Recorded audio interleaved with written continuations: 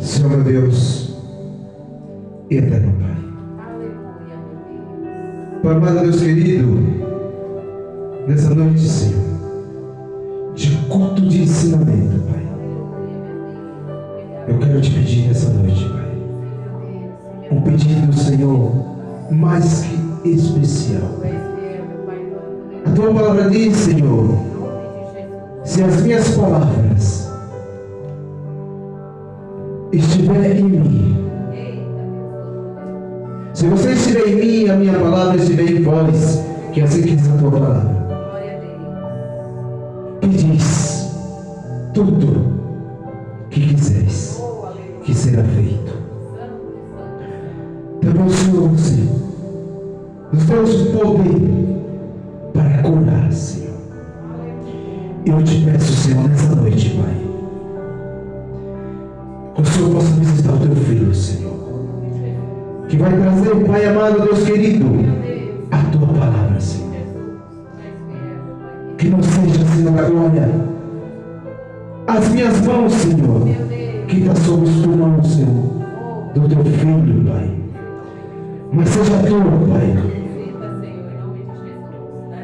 que nessa noite, Pai, toda enfermidade eu repreendo em nome de Jesus. Em nome de Jesus, eu repreendo. Deus querido, Pai, fortalece o teu filho, Pai, para que ele possa trazer essa noite, Pai, a tua palavra, o culto, Senhor, de ensinamento, Senhor, revelado dos céus, Pai. Obrigado, Senhor, e visita nessa noite, Pai, o teu filho, Pai, e limpa toda enfermidade. Em nome do Pai, em nome do Filho, em nome do Espírito Santo. Amém. Glória a Deus. Aleluia. Amém. Glória a Deus. Louvado seja Deus, amém? Depois de uma oração dessa, o cabo até levanta, né? Que Deus abençoe a vida do nosso diácono, do nosso amigo. Que Deus honre a vida do Odair em nome de Jesus, amém? Amém. Glorificamos a Deus e cremos que até aqui Ele tem nos ajudado, até aqui, poderosamente Ele tem nos honrado e nos abençoado. Cremos que é as poderosas mãos de Deus que têm cuidado de nós. Amém. Porque nós, irmãos, somos seres humanos, Verdade. né? E às vezes o nosso físico sente, a gente acaba passando por situações difíceis, mas Deus é conosco e de todos os males o Senhor sempre tem nos abençoado, Amém. sempre tem nos livrado, sempre tem honrado para a glória de Deus Pai. Amém? Amém. Glória a Deus. Glorificamos a Deus e cremos na vitória. Irmãos, hoje é culto de ensinamento, terça-feira, e Deus colocou uma palavra no meu coração e eu quero justamente falar sobre o que Deus colocou no meu coração. Está no livro de Mateus, Mateus capítulo 13, Mateus capítulo 13, versículo 44 em diante, amém? Mateus capítulo 13, versículo 44 em diante. O tema da leitura: as parábolas do tesouro escondido e da pérola e da rede. Louvado seja Deus. A todos que nos acompanham pelo YouTube ou pelo Facebook, se houver a ocasião de nos acompanhar lendo, pegue um exemplar bíblico, pode ser pelo celular baixado, mas acompanhe a leitura em nome de Jesus. Deus é bom, amém, igreja? Amém. Mateus capítulo 13, versículo 44 diz: também o reino dos céus é semelhante a um tesouro escondido num campo, que um homem achou e escondeu. E pelo gozo dele, vai, vende tudo quanto tem e compra aquele campo. E outro assim, o reino dos céus é semelhante ao homem negociante, que busca boas pérolas. E encontrando uma pérola de grande valor, foi, vendeu tudo quanto tinha e comprou-a. Igualmente, o reino dos céus é semelhante a uma rede lançada ao mar, e que apanha toda a qualidade de peixes. E estando cheia, a puxam para a praia, e assentando-se, apanham para os cestos os bons, os ruins, porém, lançam fora. Assim será na consumação dos séculos. Virão os anjos e separarão os maus dentre os justos, e lançá-lo-ão na fornalha de fogo. Ali haverá pranto e ranger de dentes. E disse-lhe Jesus: Entendestes todas essas coisas? Disseram-lhes ele: Sim, Senhor. E ele disse-lhes: Por isso, todo escriba instruído acerca do reino dos céus é semelhante ao pai de família, que tira do seu tesouro coisas novas e velhas. E aconteceu que Jesus, concluindo essas parábolas, se retirou dali, e chegando à sua pátria, ensinava na sinagoga deles, de sorte que se maravilhavam e diziam: De onde veio a este a sabedoria e estas maravilhas? Não é este o filho do carpinteiro? E não se chama sua mãe Maria? E os seus irmãos Tiago e José e Simão e Judas? E não estão entre nós todas as suas irmãs? De onde lhe veio, pois, tudo isso? E escandalizavam-se nele. Jesus, porém, lhes disse: Não há profeta sem honra, a não ser na sua pátria e na sua casa. E não fez ali muitas maravilhas por causa da incredulidade deles. Amém? Irmãos, culto de ensinamento. Estamos para aprender. O tema da leitura fala sobre um tesouro, fala sobre uma pérola e fala sobre um lançar de redes. Quando nós paramos para analisar o que representa cada uma dessas parábolas, a gente começa a entender que Deus tinha um propósito de mostrar a grandiosidade que era a salvação. A grandiosidade que era o homem se encontrar com Deus. A grandiosidade que era o homem ter sido encontrado por Deus. Existem algumas visões a respeito e vamos meditar nelas. Deus é bom, vamos meditar nelas, em nome de Jesus, amém? Amém. A primeira parábola nos mostra aí um homem que foi assemelhado ao reino de Deus como um tesouro que um homem achou num campo.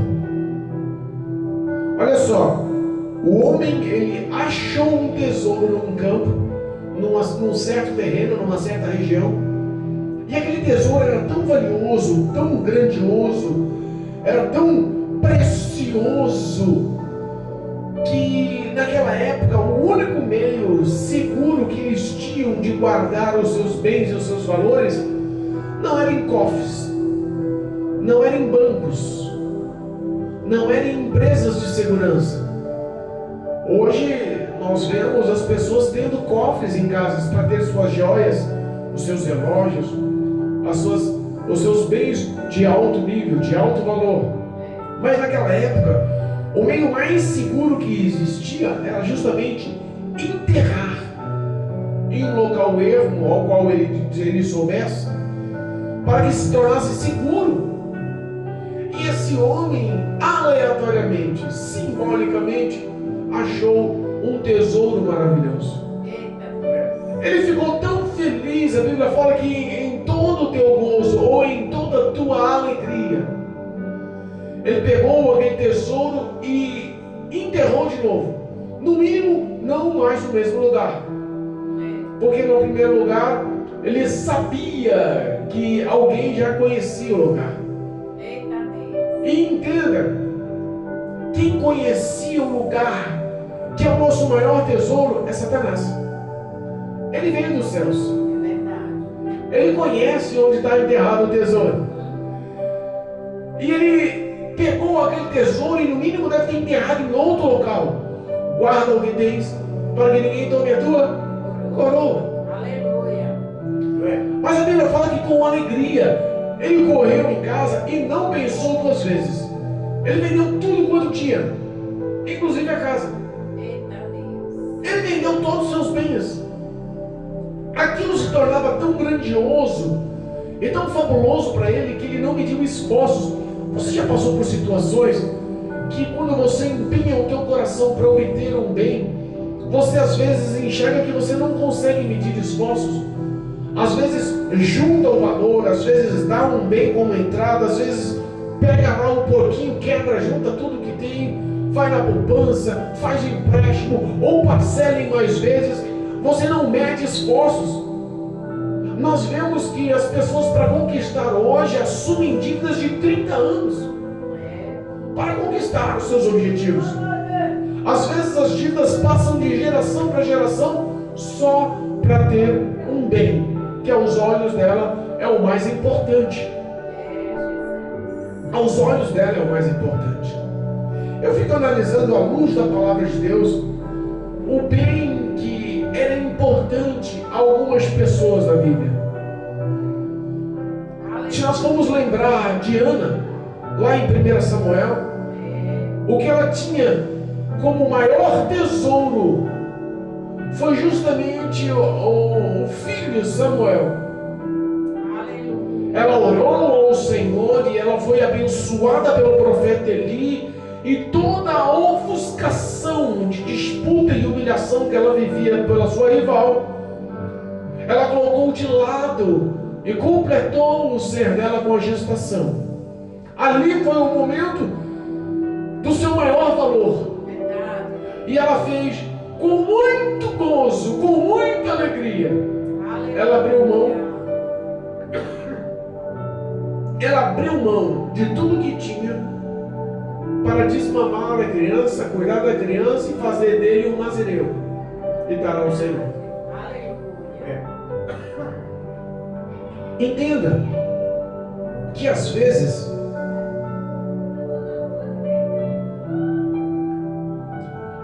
o tesouro de um não é o tesouro de outro. Para Ana, o teu maior tesouro era o teu filho, e Deus honrou a oração. Samuel foi profeta, Samuel foi juiz, Samuel foi um homem extremamente respeitado. Samuel andou com integridade. Foram poucos os nazireus que tinham uma Bíblia que levaram-se a doar a vida inteira ao ministério de obediência à palavra de Deus. E nós entendemos que o maior tesouro dela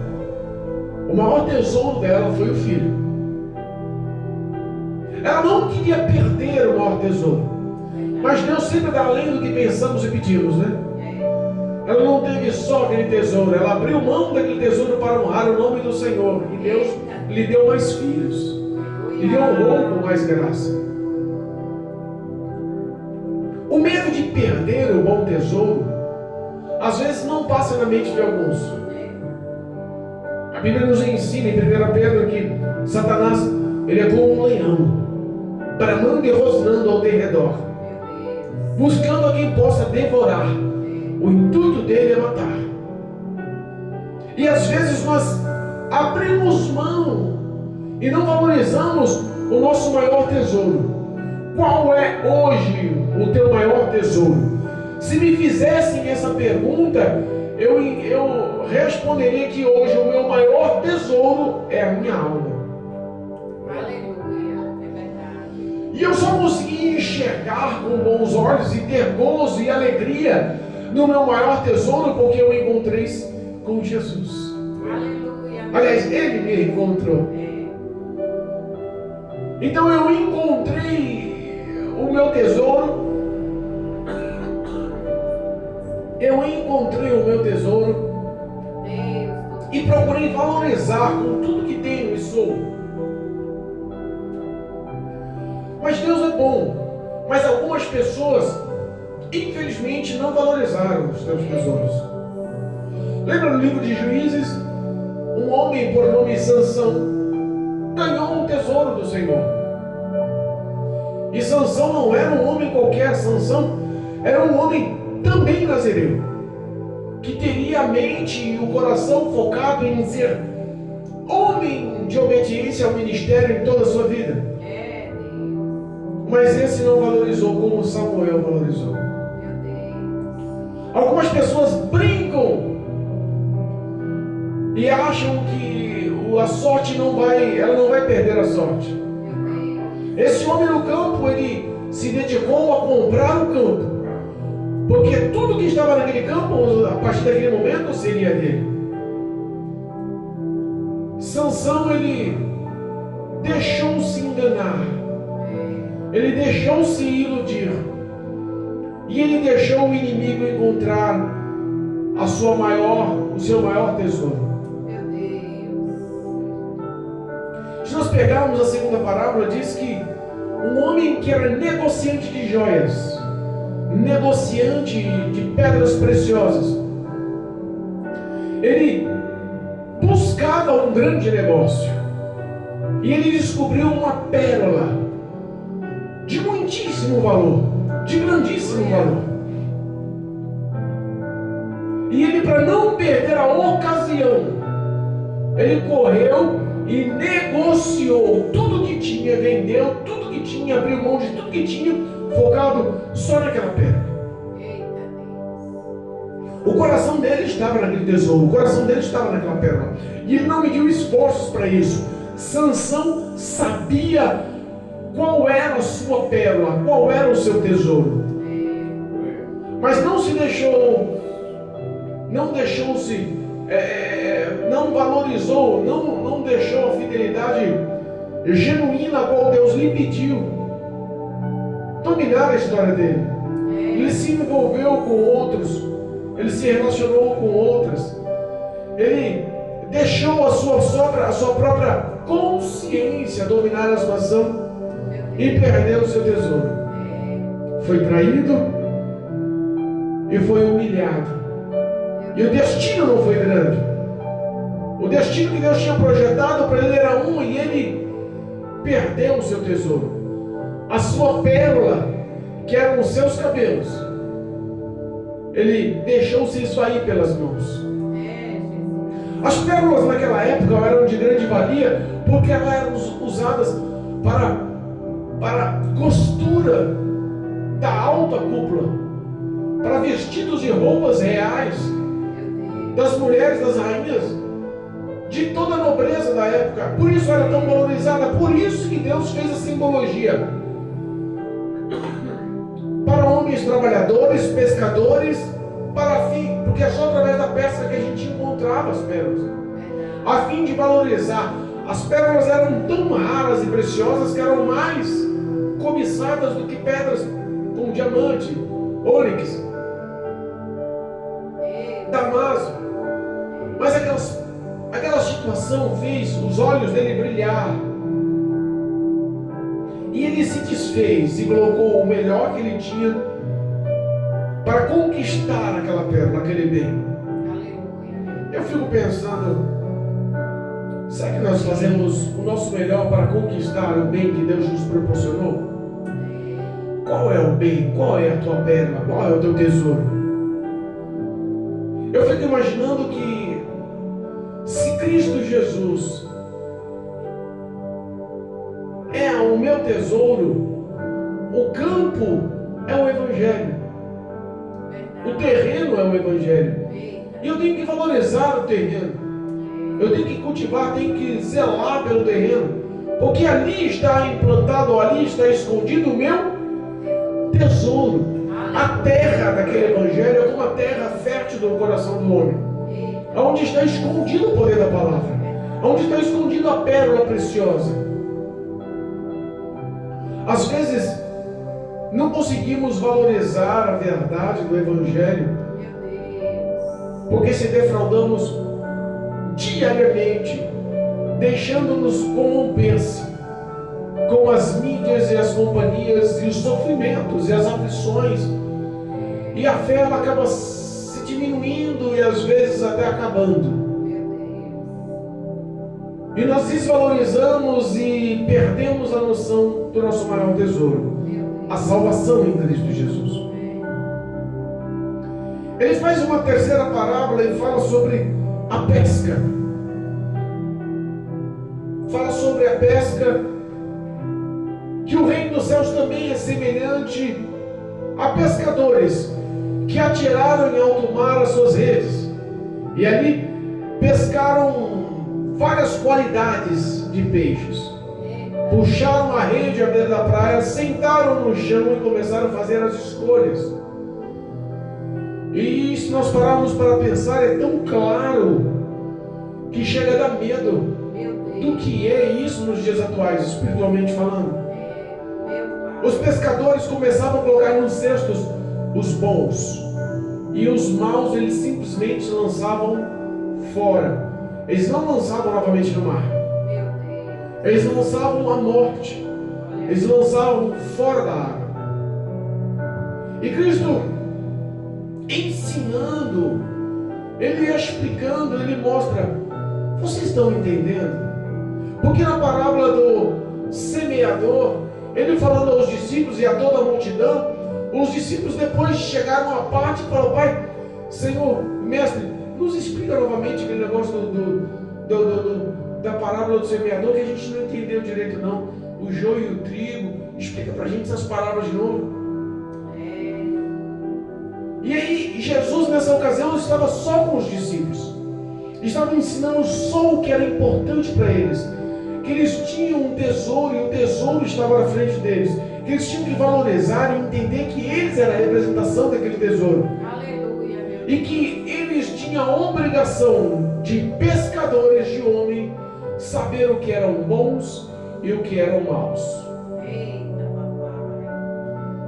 Eu fico pensando que está falando, se você pegar aqui o versículo 49, olha só, enquadra-se assim, ó: assim será na consumação dos séculos, virão os anjos e separarão os maus dentre os justos.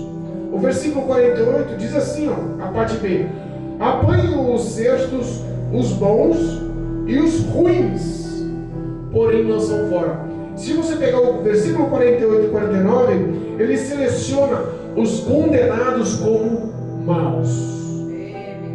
Maus, ruins. Meu Deus. E o que nós mais vemos hoje são pessoas ruins, más. Não faz a simbologia de uma pessoa boazinha e de uma pessoa ruim, de uma pessoa boazinha e de uma pessoa má. Faz a simbologia de uma pessoa má, ruim e de uma pessoa justa. Aleluia, é verdade, meu Deus. Nós vemos tantas coisas que mostram a diferença dos maus para os bons, para os justos. Quer um exemplo de uma pessoa que foi encontrada, foi selecionada e guardada no cesto como bom? Eu vi um testemunho e eu quero replicar com os irmãos. Uma missionária por nome Kellen Gaspar, eu gosto muito dessa mulher. Ela, como mulher de Deus, representa o Evangelho de uma forma muito bonita. Ela numa missão na cidadezinha de Maracanã, dentro do Amazonas, numa área inóspita, no meio da floresta, sem nenhum tipo de recursos.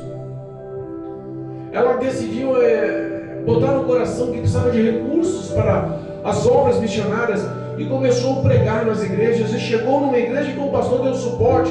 Mas não, dentro do nosso ministério, a senhora pode pregar em todas as igrejas e pode fazer a arrecadação da oferta como obra missionária. Apoiou ela. E aquela história de que a missionária Kellen Gaspar ia pregar nas igrejas, chegou num vilarejo bem pequenininho no interior da Paraíba. E ela foi pregar naquela igreja. Uma igreja muito humilde, chão batido, sem luxo, muito simples. Mas quando ela chegou na porta da igreja, uma criança de 7 anos recepcionou ela. E ela falou assim: missionária, eu ouvi falar do culto de missões e estou aqui para ajudar no culto de missões. Com 7 anos. Aí ela falou assim: pois bem, meu filho, você trouxe a sua oferta em dinheiro? Ela trouxe. Pegou a mãozinha, pôs no bolso e levou para ela. Quando ela estendeu a mão para receber, ele falou: sabe, missionária, que meu pai saiu de casa para comprar cigarros e nunca mais voltou. Meu Deus. Minha mãe trabalha numa casa de família como empregada. E todos os dias de manhã ela sai. Ela ganha muito pouco para sustentar eu e os meus 2 irmãos. Eu tenho um irmãozinho de 5 anos e eu tenho um irmãozinho de 9 anos. Mas todo dia de manhã, quando ela sai, ela dá 10 centavos para cada um de nós. Nós pegamos aqueles 10 centavos e no decorrer do dia, quando a fome mais aumenta, mais dói, a gente vai ao bar comprar um ovo. Vai para dentro de casa, faz o fogo a lenha, cozinha aquele ovo e comemos com farinha. E por que ela não deixa o ovo? Porque são 3 meninos arteiros. E cada um vai querer comer o ovo do outro com a farinha do outro. Então ela já deixa um dinheiro. E geralmente nós comemos com os 10 centavos um ovo por dia. Essa é a nossa refeição por dia. Mas eu fiquei sabendo dessa obra missionária e eu quero contribuir com essa obra missionária. Aleluia. Aí ela estendeu a mão e ele abriu a mão assim e deixou cair 30 centavos nas mãos dela. Ela olhou aqueles 30 centavos. Filho, como você conseguiu esse dinheiro? Ela falou assim: missionária, eu não comi quarta, eu não comi quinta e não comi sexta. Eita Deus. Ela falou: você ficou os dias inteiros sem comer? Não, eu comi só farinha. É, Jesus. Eu estou entregando a minha ajuda para a obra missionária. Mas por que você ficou sem comer? 30 centavos não vai fazer diferença. Ela assim: para a senhora não pode fazer, mas para mim fez a diferença de um ovo por dia.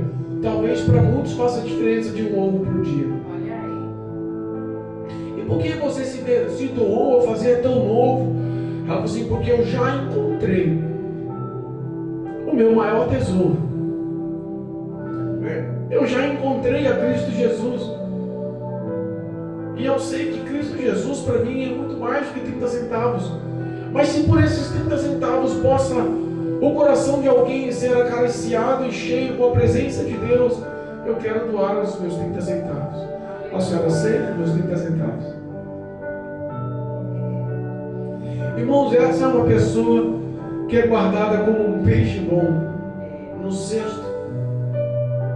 Essa é uma pessoa que valorizou a pérola e o tesouro da salvação. Aleluia, meu Deus. Oh, meu Deus. Às vezes nós não conseguimos entender É, papai. quão profundo é o amor de Deus, porque o que nós pregamos e vivemos nos dias atuais é que a salvação é de graça, e é verdade.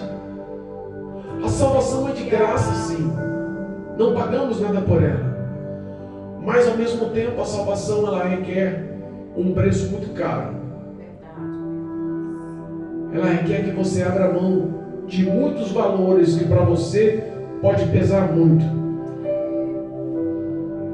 A salvação é de graça, mas ela cobra o preço de você pagar com o teu orgulho. Tem que desfazer do orgulho. Você, para ter a salvação de graça, você tem que pagar abrindo mão da avareza. Você, para ser salvo pela graça, você tem que pagar abrindo mão do ódio, da falta de amor. E eu quero, missionária, contribuir. Aleluia, meu Deus. Quantas pessoas não entendem o quão importante foi o resgate que Cristo nos fez? Éramos maus, não éramos merecedores, éramos homens ruins. Eu não consigo falar por todos, mas eu posso falar por mim. Eu defraudei muita gente, eu roubei muita gente, eu passei muita gente para trás, eu enganei muita gente, eu magoei muita gente, eu entristeci muita gente, eu agredi muita gente. Eu era um homem mau. Mas Jesus de repente me mostrou o teu bom tesouro. Aleluia. Glória Me mostrou a pérola valiosa. a verdade, meu Pai. E eu até hoje procuro desfazer de tudo que tenho para conquistar diariamente essa pérola, diariamente esse tesouro. Aleluia. E se eu estou desfazendo até hoje de tudo que me afastava e que dava um risco de eu perder esse bom tesouro, eu fico imaginando como vai ser sim na consumação dos séculos, no dia do juízo. Meu Deus, é forte. Porque nós vemos que o próprio Jesus diz que os anjos virão e separarão. Mas na sequência do outro versículo diz que quando eles separar os maus dos justos, os maus serão lançados no local de tormenta, Meu Deus. no local de dor, no local eterno, onde haverá ranger de dentes. No Apocalipse, lembramos do lago de fogo e enxofre. Mas as pessoas hoje não querem mais lembrar da eternidade. Meu Deus. Não querem mais lembrar da tua alma. Não querem mais lembrar do teu bom tesouro, a tua salvação. Pelo contrário, as pessoas estão repudiando isso. Eu vi um vídeo, um homem andando na Avenida Paulista com uma placa bem grande, um cartaz bem grande, seguro por um cano de PVC, e dizendo: Jesus Cristo é a vida e salvação, arrependa-se. O inferno será doído eternamente. 1 minuto no inferno vai fazer vocês esquecerem de todos os seus bens e orgulho na terra. Meu Deus.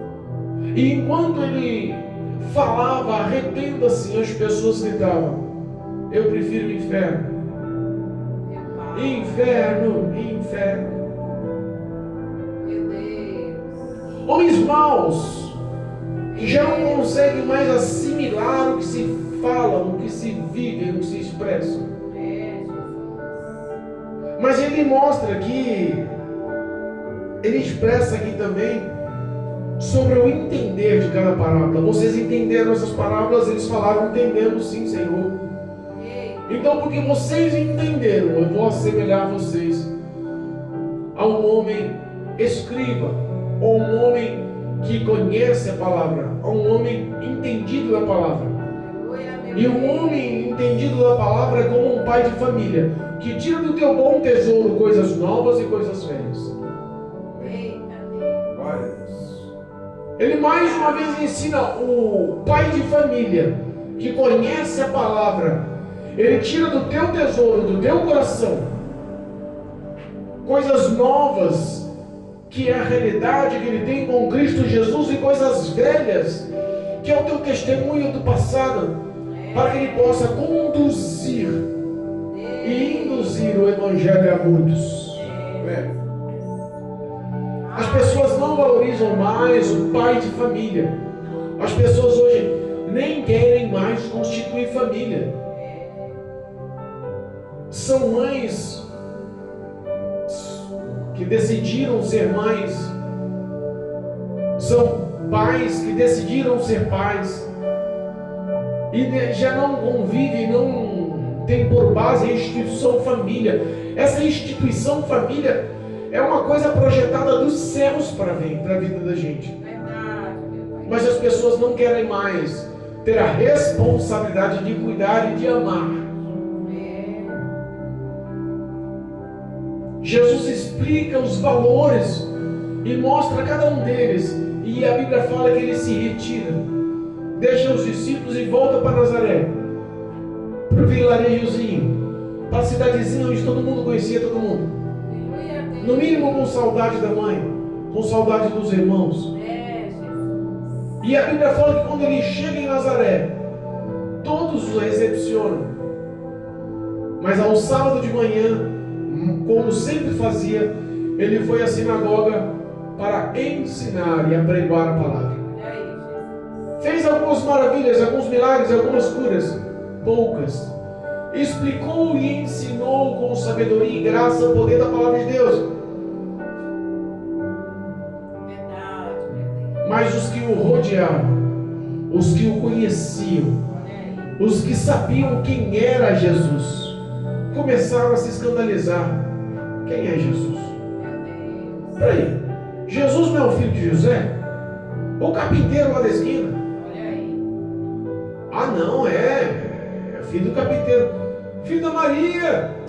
Tá aqui, ó, Judas, Tiago, João. Tá aqui os irmãos dele. As irmãs dele estão brincando aí para baixo e para cima, mas eles são diferentes. De onde veio tal sabedoria para Jesus? E que história é essa que ele está fazendo tantos milagres? Às vezes, quando nós julgamos conhecer Jesus demais, perdemos a fé e a incredulidade domina o nosso coração. Entenda que Jesus quis mostrar através dessas 3 parábolas o valor da força do primeiro amor. Lutem e agarrem, desfaça de tudo, abra mão de tudo nesse mundo para conquistar e guardar a tua salvação. Essa é a sua meta, o teu foco. E quando ele chega para os céus,